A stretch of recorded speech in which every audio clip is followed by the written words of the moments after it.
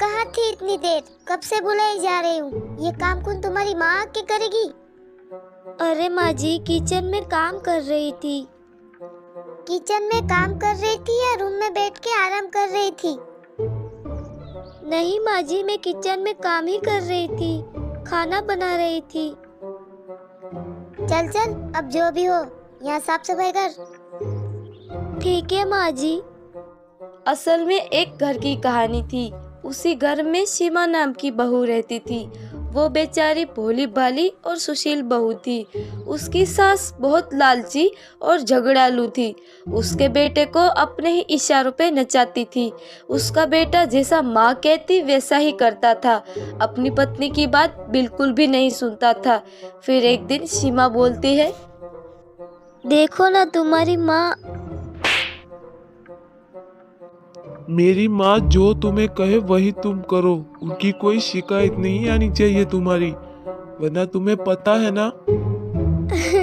पर मेरी बात तो सुनो। कोई बात नहीं सुननी तुम्हारी, निकलो यहाँ से। सीमा फिर किचन में चली जाती है और बोलती है, हे भगवान, ये तू किस गुनाहों की सजा दे रहा है? ये कैसा ससुराल है मेरा? मुझे कोई प्यार नहीं करता, मेरा हस्बैंड भी मुझे प्यार नहीं करता और मेरी सास तो मुझे नौकरों की तरह व्यवहार करती है।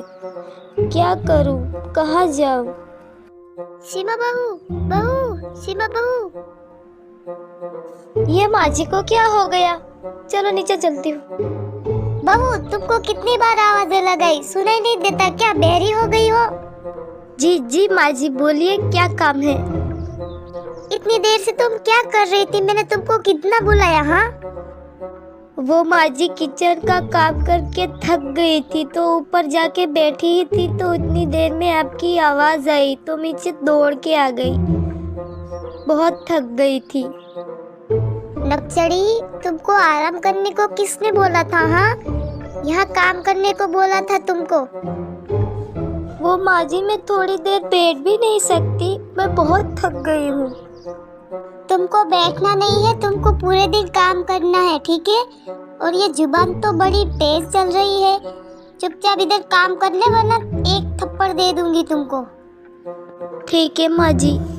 फिर रात को कुणाल बहुत थका हुआ घर पे आता है। फिर सीमा से बोलता है, जाओ सीमा, फटाफट से खाना लगाओ, मैं आज बहुत थक गया हूँ। हाँ ठीक है। फिर कुणाल खाना खाने बैठता है और उसे खाना बिल्कुल भी अच्छा नहीं लगता। फिर गुस्से से सीमा से बोलता है, ये कैसा खाना बनाया है तुमने? हाँ, कुछ खाने में स्वाद ही नहीं है। मुझे नहीं खाना ये बकवास खाना, तुम ही खाओ। अरे पर क्या अरे पर? कैसा बकवास खाना बनाया है, कोई कुत्ता भी नहीं खा सकता। माँ ने क्यों नहीं खाना बनाया? अभी जाके माँ को पूछता हूँ। क्या हुआ बेटा, इतना परेशान क्यों है? माँ, आपने क्यों नहीं खाना बनाया? उस बेवकूफ को बनाना दे दिया आपने। बिल्कुल भी अच्छा खाना नहीं बनाया। मुझे बहुत जोरों की भूख लगी थी, लेकिन बकवास खाना खा के मेरा मूड खराब हो गया। अरे बेटा, मैं तुम्हारे लिए खाना बनाने जा ही रही थी किचन में, पर तुम्हारी पत्नी वहाँ बना के बैठी थी, इसलिए फिर मैंने नहीं बनाया। उसने बनाया तो क्या हुआ? आप दूसरा नहीं बना सकती थी? अरे बेटा, शांत हो जा, शांत हो जा। चल, मैं तुमको खाना बना देती हूँ, फिर तुम खा लो, ठीक है? नहीं खाना मुझे, अब जाओ यहाँ से। ठीक है। ये सब उस नक्सली ने किया है, अभी बताती हूँ। तुम्हारी हिम्मत कैसे हुई मेरे बेटे को ऐसा खाना खिलाने की? निकल जाओ मेरे घर से, आज तुम्हारी वजह से मेरा बेटा भूखा सो रहा है। माँ जी, मैंने तो ठीक से ही बनाया था, लेकिन उनको पसंद नहीं आया। वो तो तुम्हारी शक्ल को भी पसंद नहीं करता, तुम्हारे खाने को क्या भी पसंद करेगा। चल यहाँ से निकल, अब तू इस घर में नहीं रहेगी। माँ जी, मैं कहाँ जाऊंगी? माँ जी, मुझे घर से मत निकालिए। कहीं भी जा तुम, लेकिन इस घर में वापस कभी नहीं आना। नहीं माँ जी, मेरे साथ ऐसा मत कीजिए माँ जी। निकल जाए यहाँ से, अब दोबारा अपनी शक्ल भी नहीं दिखाना। सीमा को घर से बाहर निकाल देते हैं। फिर सीमा पूरी रात सड़क पे बिताती है। अगले दिन सीमा जंगल चली जाती है और वहीं एक पेड़ के नीचे रुक जाती है और अपनी सारी बातें याद करके रोने लगती है। उसको पता नहीं था कि उसके पीछे एक चुड़ैल खड़ी थी और वो चुड़ैल अपनी सारी बातें जान लेती है और सीमा के शरीर में आके घुस जाती है। फिर सीमा की नजरें और आंखें सब कुछ बदल जाते हैं, लंबे लंबे बाल हो जाते हैं। फिर सीमा घर जाती है और उसकी सास उसको देखकर बोलती है, तुम वापस आ गई। मैंने तुमको मना नहीं किया था कि तुम मेरे घर पे मत आना। चलो निकलो यहाँ से। और क्या हाल बना रखा है अपना, आंखें ऐसी हो गई है, बाल लंबे हैं, क्या है क्या? ए बुढ़िया, चल हट यहाँ से। ये क्या तरीका है बात करने का? हाँ मैं वापस इसलिए आई हूँ कि तुम तो कुछ ही दिनों की मेहमान हो, तो इतने बड़े घर को कौन संभालेगा। तो मैंने सोचा चलो तुम, तुम्हारे बेटे और मैं, हम दोनों मिलके ये घर संभालेंगे, तभी तो इस घर की रखवाली होगी, है ना? क्या बोल रही है तू? तू मुझे मारने की धमकी दे रही है? चल हट मेरे रास्ते से। अरे ये ऐसे क्यों कर रही है? इसको क्या हुआ है? शायद ये मुझे डराने की कोशिश कर रही है। अभी जाती हूँ घर में, उसकी खबर लेती हूँ और शाम को मेरे बेटे को भी बोलूँगी। ये क्या नया तमाशा खड़ा करके रखा है? हाँ, क्या समझती हो तुम अपने आप को? मैं अपने आप को कुछ भी नहीं समझती, लेकिन अब तुमको नहीं छोड़ूंगी। क्या कर लोगी तुम? हाँ, ओह सोफे में किस तरह बैठी है, इस तरह बैठी है कि इस घर की मालकिन हो। चलो निकलो यहाँ से, वरना मैं अभी मेरे बेटे को बुलाती हूँ। बुला तेरे बेटे को, तुझको और तेरे बेटे को अब मैं नहीं छोड़ूंगी। तुझे एक थप्पड़ तो पड़ गया, लेकिन तुमको उससे पेट नहीं भरा। अभी तुमको देखती हूँ। नहीं, मुझे बचाओ, मुझे मत मारो। फिर सीमा की सास तुरंत अपने बेटे के पास जाती है। उसका बेटा अभी नींद में जागा हुआ होता है। फिर सीमा की सास गुस्से से बोलती है, जाग बेटा जाग, अपनी नींद से जाग। अरे माँ, क्या हुआ तुमको? ये किसने किया? अरे बेटा तू मत पूछ मुझे, तेरी बीवी ने मुझे मार मार के मेरा भरता बना दिया। क्या सीमा ने तुमको मारा? अभी जाके देखता हूँ उसकी हिम्मत कैसे हुई तुमको हाथ लगाने की। नहीं बेटा तू मत जाना, वरना तुमको इससे ज्यादा मारेगी। एक काम कर, इस शहर में जाके देख, कहीं तांत्रिक हो तो उसको लेके आ जल्दी से। क्यों माँ, तांत्रिक की क्यों जरूरत है? अरे बेटा तेरी बीबी आज अलग व्यवहार कर रही है, तुम जाना, मैं बोलती उतना करना। ठीक है। कुणाल फिर पीछे के दरवाजे से बाहर चला जाता है और तांत्रिक को हाथ जोड़ के घर ले आता है। फिर तांत्रिक सीमा को देख के बोलता है, आइए तांत्रिक जी आप आइए। क्या इसको हुआ है? हाँ, बोल कहाँ से आई है और क्या लेने आई है? देख उठे, यहाँ से चला जा, वरना तेरे लिए अच्छा नहीं होगा। अच्छा तो अब तेरे लिए नहीं होगा, बता क्यों आई है और निकल जा इसके शरीर से, वरना मुझे मजबूर मत कर। देखो मैं किसी को चोट पहुंचाने नहीं आई हूँ, मैं इसकी मदद करने आई हूँ।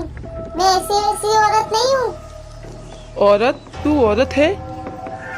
हाँ, मैं भी एक औरत थी, क्योंकि मेरे पति ने और मेरी सास ने मुझे जान से मार दिया था और वही पीपल के पेड़ के नीचे गाड़ दिया था, तो मैं वहीं भटकती रहती थी।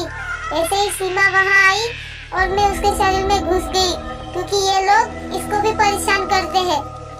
ये तो तेरे इसके शरीर में घुसने का बहाना है।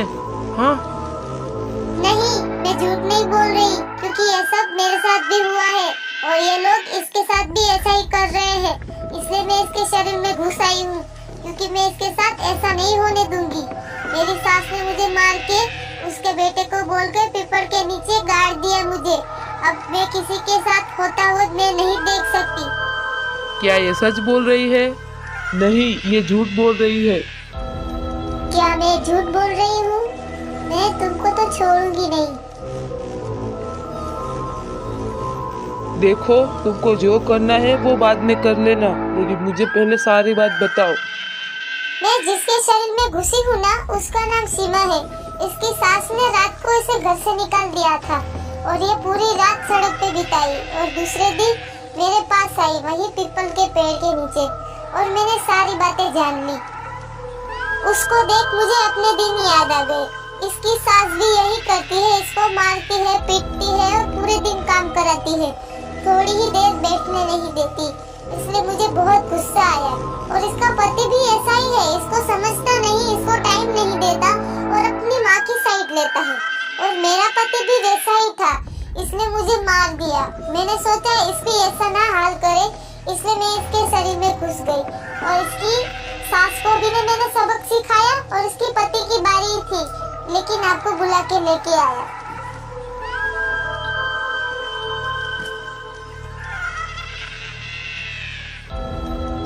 आप जैसे समझदार लोग कहीं नहीं देखने को मिलते। मर गए या जिंदा रहे, लेकिन अपनी जिम्मेदारी से और अपनी सच्चाई से कभी पीछे नहीं रहते। मैं आपको सॉरी बोलता हूँ।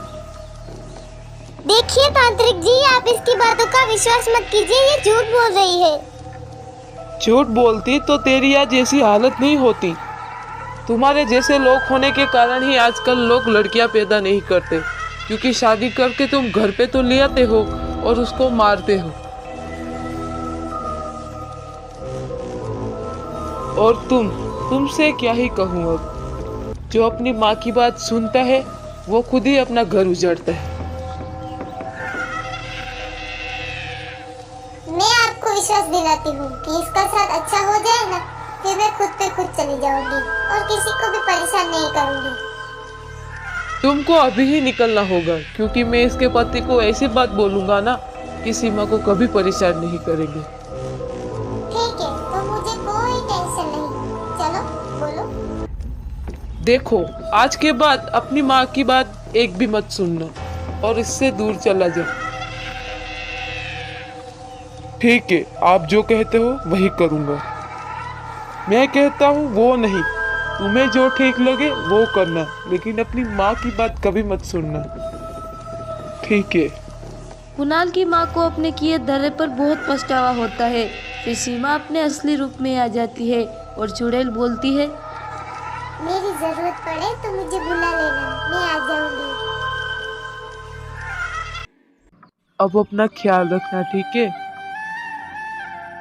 और तुम भी इसका ख्याल रखना और कल कहीं और रहने चले जाना।